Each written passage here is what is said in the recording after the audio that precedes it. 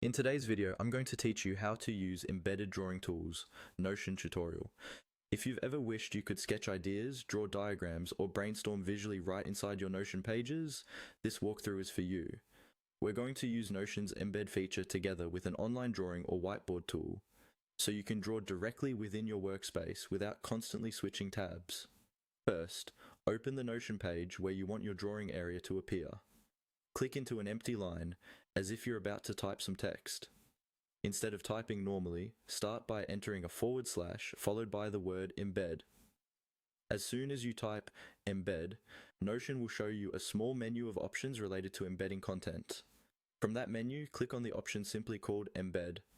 This tells Notion that you want to insert content from another website using a link. After you click it, Notion will create a new block with a field where you can paste a URL. We'll come back to this in a moment. Now open your web browser and go to Google. In the search bar, type in online board. What you're looking for is any online whiteboard or drawing tool that can be opened in a browser.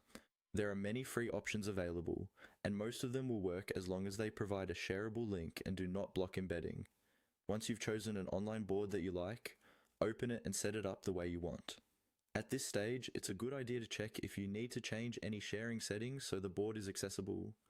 When you're ready, look for the address bar at the top of your browser and copy the full link to that board. This is the URL that Notion will use to display your drawing tool. With that link copied, switch back to your Notion page.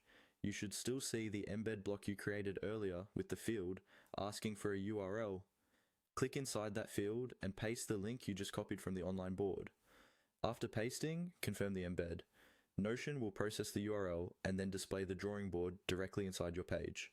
You can usually resize the embedded block by dragging its edges, and from now on you can draw, write, and brainstorm right within Notion using that embedded tool, keeping all your visual notes and text content together in one place.